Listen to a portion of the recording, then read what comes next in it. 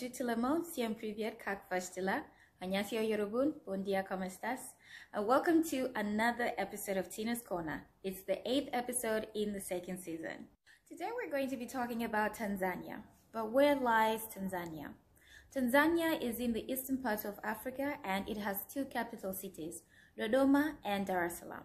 Now, Dodoma is more of a political capital city and Dar es Salaam is more of the commercial center for Tanzania. And they do speak two languages, Swahili as well as English in Tanzania. And it is also a country that is rich in diverse folklore. So how about we get into our first segment of the forgotten folklores of Africa.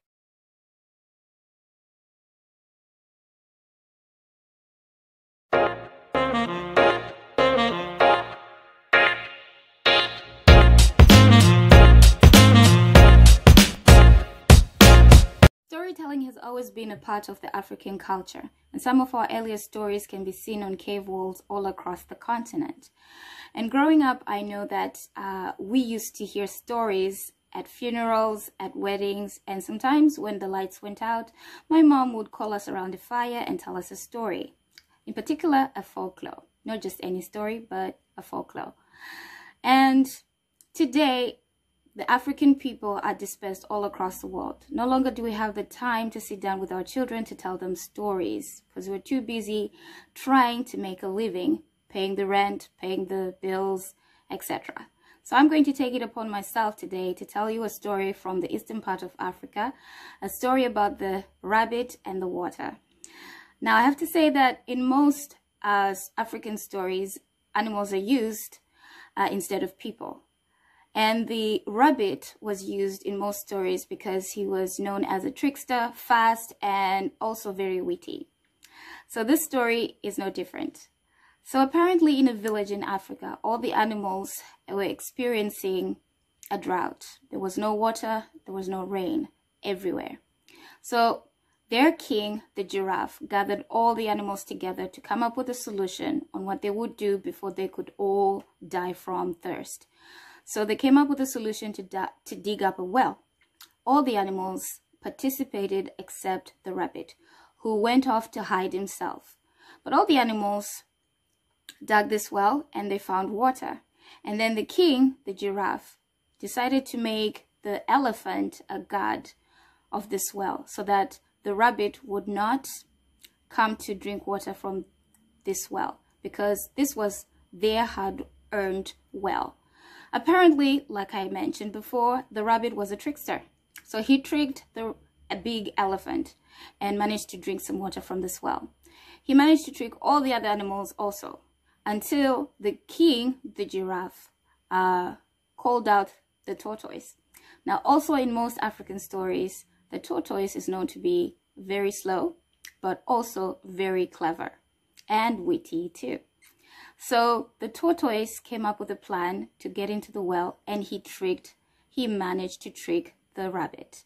And he caught him and brought him before the king and he was punished. Of course, what is the moral of this story? There's always a moral to most stories in Africa. And the moral is you cannot get anything from just sitting around. You have to work for everything that you want in life. But how far true does this apply today? Is it only the people who work hard who get something? Or even people who are lazy are actually getting away with crime? Food for thought. Cibagie chinyoro chino naka pano, cibagie chinyoro chino naka pano, cibagie chinyoro chino naka, cibagie chinyoro chino naka, cibagie chinyoro, cibagie chinyoro, cibagie. Cibagie.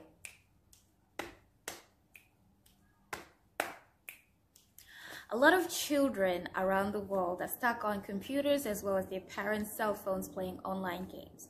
But it never used to be like this for my generation growing up and probably generations before myself. We would go outside, meet with our friends, and we would play games. We would run around, we would feel the air or the wind in our hair, whatever. But we would learn the most important thing, to socialize with our friends and also learn how to play by the rules. But these days, because of the COVID-19, we have a lot of restrictions. But who says that we're restricted from bringing the same games we played outside indoors? Instead of being stuck on the computer and cell phones all day, we can play as a family as well. How about we get into our segment of African games that you can incorporate in your own home? This game is called Stockings or String because we're using string or stockings.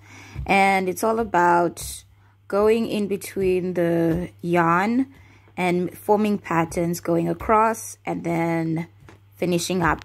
You keep going up from level to level. And that's how it's played.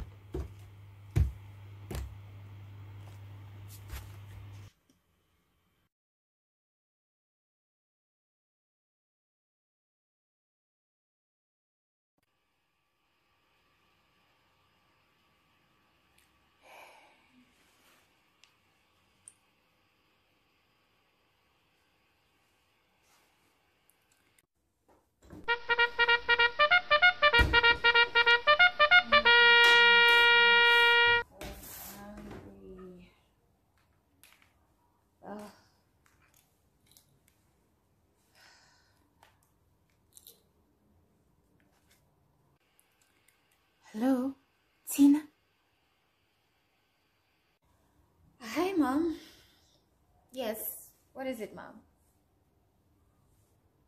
I'm watching the Titanic. Hi, it's a very interesting movie. I had not watched it before. But now here we get to the very dramatic part.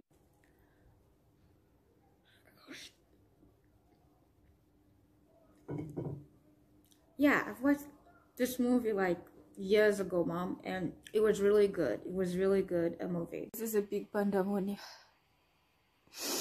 Oh, very sad.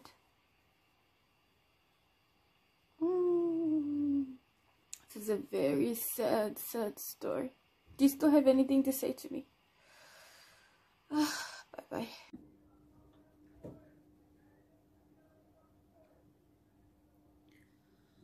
But Mom, you're the one who called me. Yes. Thanks for tuning in to today's episode of Tina's Corner. I do hope that you enjoyed each segment that I prepared just for you, Band of Lovelies out there. Do subscribe if you haven't, share, like, and do make a date for next week's episode of Tina's Corner because yes, more surprises are coming up. Do tell me what you think about this episode or any other episodes in the comment segment and I'll make sure to read. And if you want to collaborate with me on any segment, do write to me at tinasmusicpage@gmail.com and I'll make sure to respond to your email. But until next time, I'll have to say goodbye.